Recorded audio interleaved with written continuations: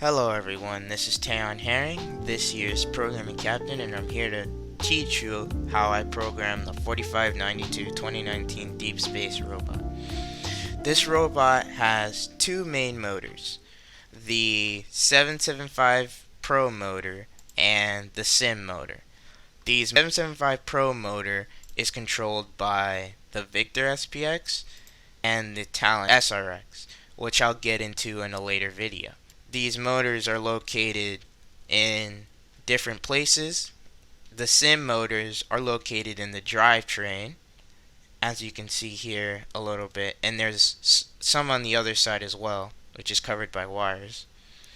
And there are 775 Pro motors all over this robot, but to give you relative areas, there's one here, there is one here, and there's a group behind this behind this elevator here, and there should be two here if I'm not mistaken. One here and one here, and another one.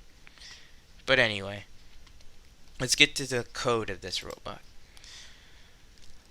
This robot's code and constants is just a set of numbers.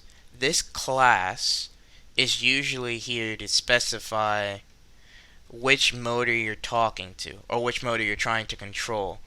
And you don't want these motors getting messed up, so you want these numbers to be different. The only time where they can be the same is when you're talking about different systems.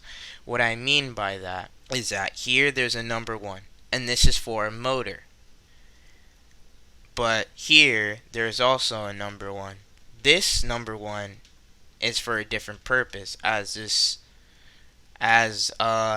controls a motor, and this specification here is for motor specification, or controller specification, my bad, here. Now there's also a number 1 here, and this is a control for the joystick. The joystick buttons have an associative number to them. With that, we specify what button does what command. So to go through, these 4 motors are the 4 drivetrain motors here. The shifter has an open and close. Now this is very careful. This needs to be right next to each other, or needs to control both in the same area.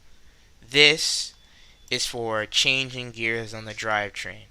What I mean by that is, as you can see here, this is drivetrain high gear and drivetrain low gear. This high gear is a control where the driver, or the robot I should say, gains more speed, but it's able to be pushed by other robots. On the other hand, low gear decreases the speed, yet you robots will have a hard time pushing you out of the way. So this is more of a defense gear, and this is more of a score points and attack gear. The elevator motor cans here are the 3 775 Pro motors that I mentioned that control the elevator, and they are behind this elevator system.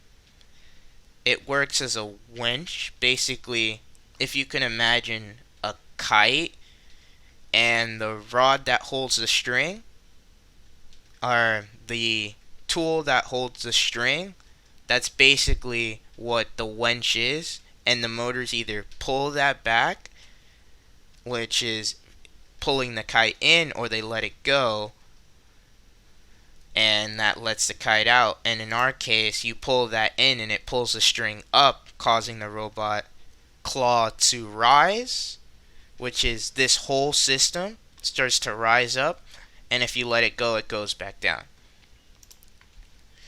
The claw wheels motor is really for turning these wheels open and closed, basically intake the ball that we had to pick up, and to outtake the ball when we needed to score it in. The claw turn motor can is for opening and closing this area here. So you open and then you intake and then you close this to hold the ball as you drive. And the claw rotation motor, which is another 775 Pro motor, and if I didn't already, the rest of the motors I'm going to describe are 775 Pro, besides these four drivetrain motors. The claw rotation motor really moves this claw up and down, because with the rocket here, different levels of the claw had to be used to score a point, so you needed to be able to move this, and as well as intake the ball off the ground, you needed to move this to the floor when needed to pick up the ball, and back up when you needed to hold the ball and drive towards where you needed to score.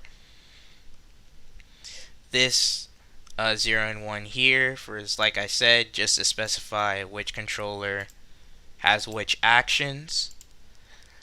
These numbers here are the controller buttons, and as you can see, they're numbered first controller elevator buttons and second controller elevator buttons, which is why there's a 0 and 1.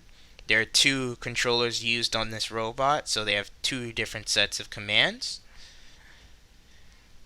The claw wheels buttons, of course, another command, and the claw turn, more commands. The drivetrain PID values and the PID values for the rest of this area, these are left at 0 when you start off the robot, and they're specified so they can execute certain actions when they need to be used. So let's say you needed to turn your phone on, and it was, or should I say, let's say you needed to get to an app, and that app had a bunch of commands that it required for you to just get into the app. No one would want to do that. What we do is basically when the driver wants, okay, let's move this elevator to second level or raise the elevator, he doesn't want to have to hold the button and dictate where the elevator goes. He wants to just go there with the button.